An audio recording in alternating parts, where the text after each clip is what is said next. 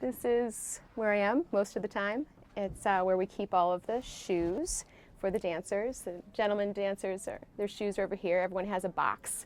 And then I check in what shoes I order and arrive for them, and check out what shoes they actually receive. We keep very close track.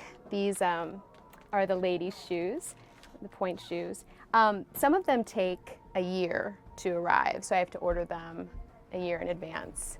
Wow. Because they're done to the dancer's specifications. Sure.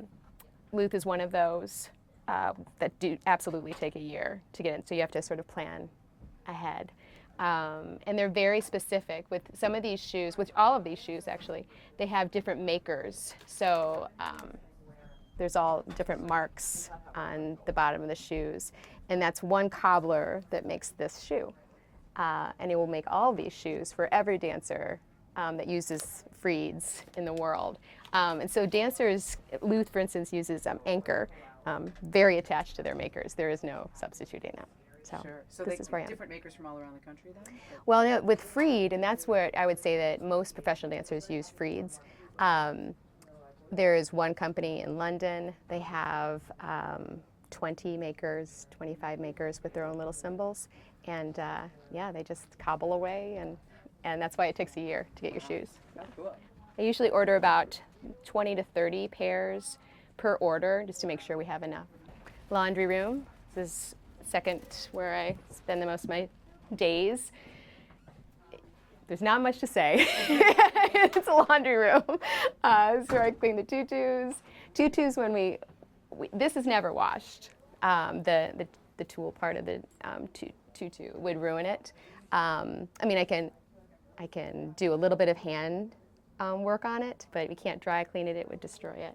And then we hang them upside down, and I have the rest of, you can see where the rest of the shoes are stored, waiting to be put in their boxes.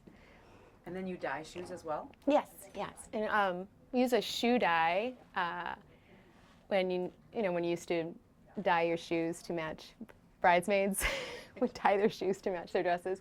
Same thing, except for the point shoes. And it's nice because you can actually mix the colors together and get exactly the tone that you want. We had a show called Something Blue, and every point shoe had to be a specific kind of blue to match their dress. And it was very fun. I bet. I had a lot of fun. It was That's good. Cool. Yeah. This is the costume shop that we're going into. And they're very busy with Dorian Gray right now. We have our first dress rehearsal today, so this is coming up to the wire. Up above us is Nutcracker, and this is where it hangs during the year when we're not using it.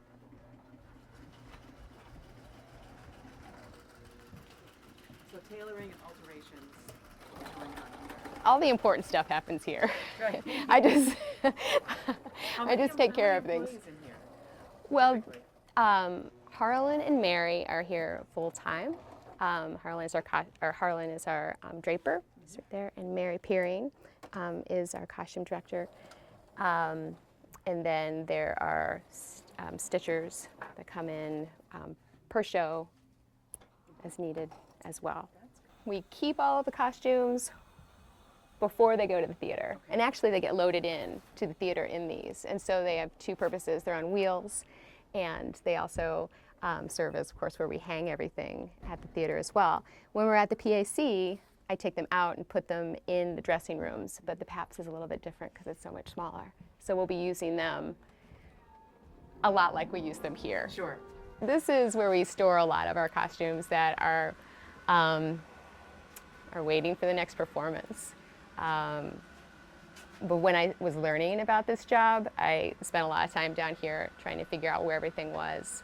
But like, for instance, here, this is La Boheme, which we did a few years ago. That's my favorite.